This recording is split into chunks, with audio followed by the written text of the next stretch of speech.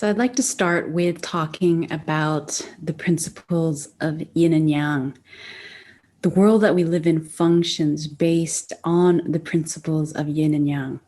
So in winter, yin energy is strongest. And in the summer, yang energy prevails. And within yang, there is always yin. And within yin, there's always the yang. So when yin hits an extreme, it returns to yang and vice versa. And when it's night, yin energy is strong. And during the day, yang energy is strongest. So our body also follows the same principle. We have both action and rest. Within rest, there's action, and within action, there is rest. So when we overexert ourselves, we start receiving signs from our body to just rest. And when we are lethargic for a long time, our body tells us to get up and start moving.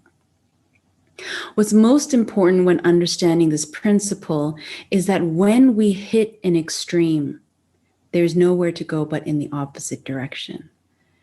So to maintain good health, it's essential that we bring balance into our life. Another way to say this is we should be cautious of going to the extreme and really practice maintaining moderation. So you may have learned from experience that when we're too active, we get sick. If we're too non-active, we experience suffering. So without moderation, there is sickness, suffering, and sometimes even death. When I was young, my family and I would often visit Korea to train under the third head Dharma master of Won Buddhism, Master Taesan. And of course, I had no intention of training. It was for my parents, and I would just follow along. And the retreat centers were usually in the rural areas. So I would find things to do with rocks or other objects nearby. And since everything was in Korean, I couldn't understand what the teachers were saying. So I would just observe. I don't remember any of the Dharma talks, but one thing that stays in my memory is how we spent the day. So our daily schedule. And it would be a mix of action and rest. So in the early morning, there would be seated meditation, chanting, and prayer, followed by sun yoga and then cleaning. And then throughout the day, there would be Dharma talks. And we would also go on long walks around the retreat center. And then there was always public work. So this is when all the retreatants, we get together and we do some kind of project. So one task was creating this wall from nearby rocks. And of course I thought, well, I'm an elementary school student. I can get away with this. They're too heavy. But of course, a Kyomunim came to me and said, well, Sangjin, there are small rocks. And I realized I couldn't get out of it. So I learned early on that one Buddhist training is not about sitting on the cushion for hours from morning until night. Training is a mix of sitting, working, listening to Dharma talks, engaging in discussions, and then quieting the mind again. It wasn't constant moving, nor was it constant rest. But then you could ask, well, it's a retreat. Aren't you there to cultivate the mind? Yes. But what we were being taught was that the mind is at the root, intertwined with the body. And our body is sacred, not just something to transport our head. It contains all the natural elements and is the vehicle to help develop ourselves and serve others. Master Sotasan once said, I beseech you all not to fall into the error of harming your body by recognizing the uselessness of the ascetic practices I performed before I found the road. So Sotasan is emphasizing the significance of moderation and balance. But why is it difficult to truly rest? Resting is an important practice, but we have to learn the art of resting. We should give ourselves permission to rest our body and mind. And the problem is that not many of us know how to allow our body and mind to rest. We are constantly moving and struggling, which has become a kind of habit. So what I hear from those around me is that life has become more imbalanced, that it has shifted to more action, both physically and mentally. So I co-lead a meditation group at UPenn, and when we ask students, what's your big struggle these days? The answer is similar. Too much thinking. One student said, I can't stop the thinking. It's energy draining. I'm exhausted. And another student said, if I'm not working or doing something, I feel unproductive, lazy, and guilty. I'm always comparing myself to other students. And when I hear this, I get it. I truly do. I grew up with immigrant parents who worked and worked. They were on constant survival mode. And I think that work ethic passed down to my sister and myself. Not working led to the inability to succeed. So when my sister and I get together, we often ask each other, are we workaholics? When I recently went to go visit my mom, she said, for me, the pandemic was grace arising from harm. And I asked, what do you mean? And she said, if it wasn't for the pandemic, I think I would have worked myself to sickness. The pandemic forced me to stop and rest. And she told me that for years, she wasn't even aware of how exhausted she was. It would take a severe illness to force her into that realization. So I asked her, why didn't you rest? And she replied, I don't know how, and I never learned. And that's exactly how I feel. I sometimes need someone to tell me, Grace, you know what? It's okay to take a break. You deserve it. And sometimes it's my body that has to tell me that.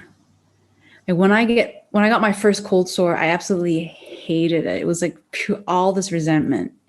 It totally annoyed me because for those of you who know what a cold sore is like, it starts with this tingling sensation, and then this thing forms. And then you just have to go through this lengthy process of applying ointment and wait for it to just go away, which could take weeks. But later on, I actually saw it as a blessing, because whenever a cold sore formed, it was a sign that I was tired. I wouldn't even know that I was tired, but it was my physical body that would have to tell me that. So much of my habit has been there for a long time, perhaps transmitted to me from my ancestors, from my parents. And what I'm learning is that I have to wake up to the presence of that habit energy in me and do the reverse. So what do we need to rest? What I needed to rest wasn't just my physical body, but the busy thinking mind. So Master Sotasan warned us against this. He said, many times we are idly thinking about things that are not our concern. We're idly trying to hear and see things that are not our concern, or meddling in things that are not our concern, and thinking of one thing while doing another. And so we're unable to bring an end to endless deluded thoughts.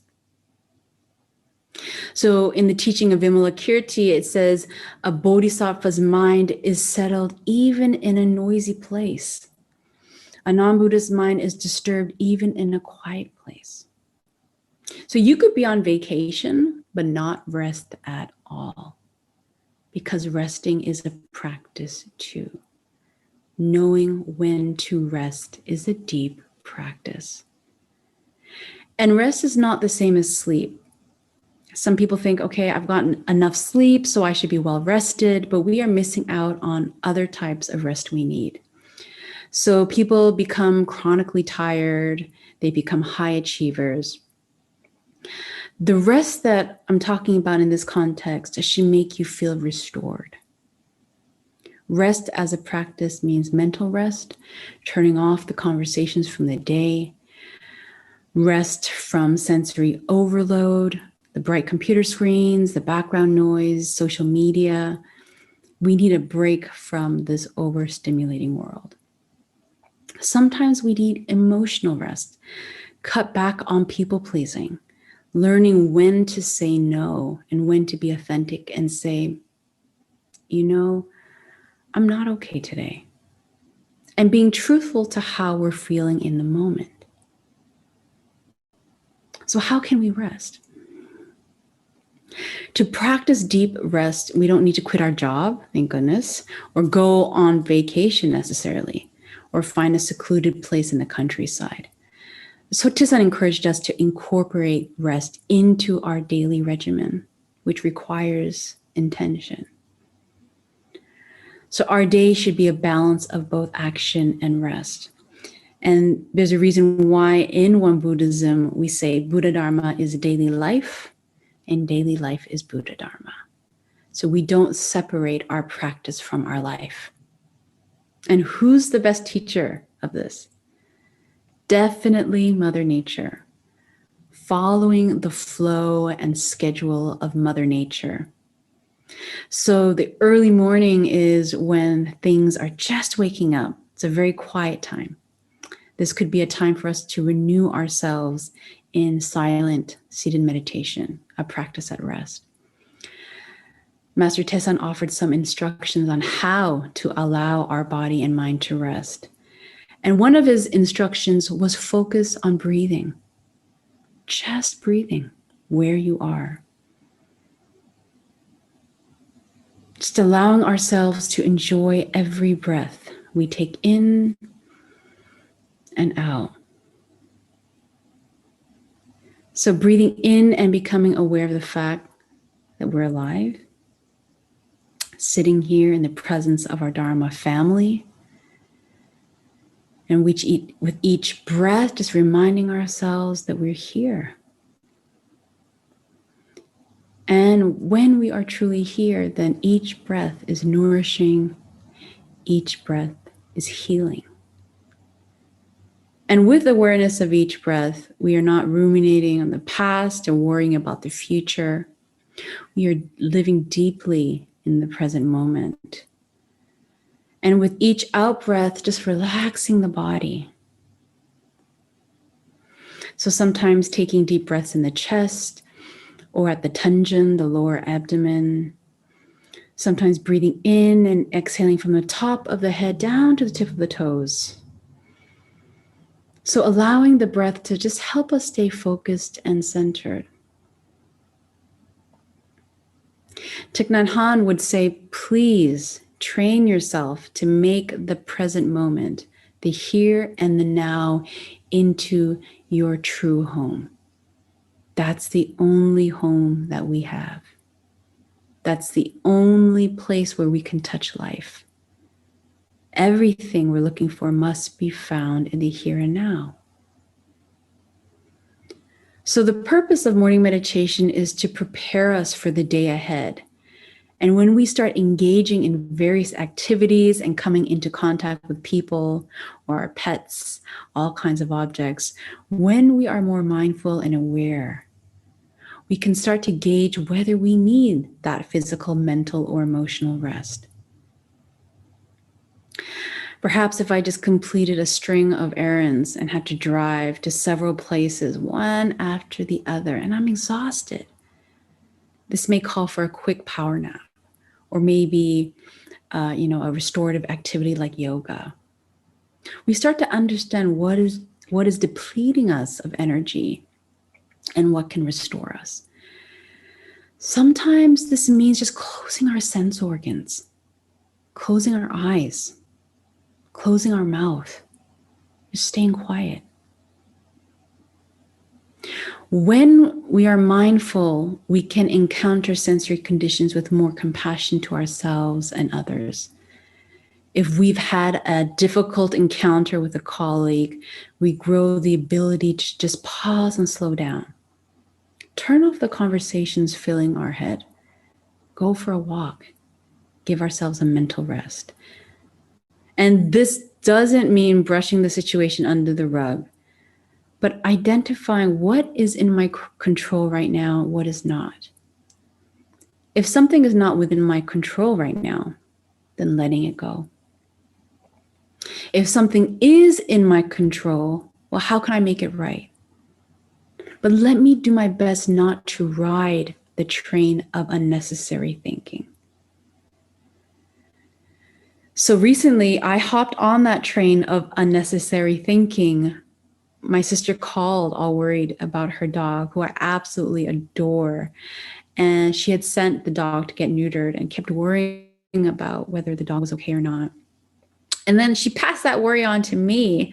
So before I knew it, I was thinking about Poe, which is the name of the dog, and just coming up with these scenarios, the worst case scenarios. Hasn't happened yet, but it's filling my head. What if this happens to him? What if that happens to him? And finally, I had to say, stop. This is out of my control. Poe is in the doctor's hands right now. Trust, let go, stop thinking about the worst case scenarios. Because I could see that the thinking was leading to mental exhaustion. And there are many times in our life when we need that emotional rest. Just put a stop to trying to please others at the sacrifice of my own well-being. It means learning to say no when it's appropriate. Or it may mean saying I'm not okay. And this means understanding the situation and how it affects you and others. So in the One Buddha's teachings, it says the grace of fellow beings is knowing how to benefit oneself and others. And I'm learning this now. Before, I would be fearful of hurting others' feelings, but now I'm learning my limits, my healthy boundaries. So during the day, we are finding ways to incorporate physical, mental, and emotional rest. And another way of saying this is doing things in moderation. And this is possible with awareness. Master Tizan emphasizes the importance of speaking, eating, exercising, thinking in moderation. And this is a true Buddha offering to ourselves. If you go to the extreme, you may hurt yourself and others. So again, following the flow of Mother Nature, in the evening, things start to subside, grow quiet and still. And we follow this natural cycle. The evening is a wonderful time to just quiet the mind again. We can use this time to cultivate the mind either during the time that's left before going to sleep or after completing any, household affairs after summer. It can be a time to recite the Buddha's name or do some chanting and seated meditation. And these practices help to focus the mind that is distracted among many things into a single thought. So the practice of journaling helps us to reflect on our day. It's a powerful way to help us let go and prepare for the day ahead. So if there was something I did wrong or something I did that harmed others, how can I do better? And then let go of any guilt I may feel or regrets. And if I did something good, let me make an intention to continue. And then again, let go. So as Mother Nature teaches us, tomorrow is another day to try again. Every evening gives us a chance to forgive ourselves, others, and try again. My teacher would say, use your evening time wisely. Turn off the digital devices. Turn off the distractions and go inwards. Your eyes, ears, nose, tongue, body, and mind have been working hard all day. Allow your body and mind to rest. Clear the mind because your last thought at night becomes your first thought in the morning. To take care of yourself is to take care of the whole community because we are connected. When we take care of ourselves first, then we learn how to take care of others. Because taking care of ourselves requires deep listening. What do I need? What does my body need? And when we develop the skill, then we can listen deeply to the need of others. We then understand why they feel the need to say no. We begin to respect their boundaries. Don't just take my word for it. Look to nature as your true teacher. She teaches and shows us the natural flow of life. So take a moment, pay attention to the rhythm of your body and mind, because it benefits all. And use the practice as a way to give your body a rest, because a balanced, relaxed body supports an equal mind. Thank you.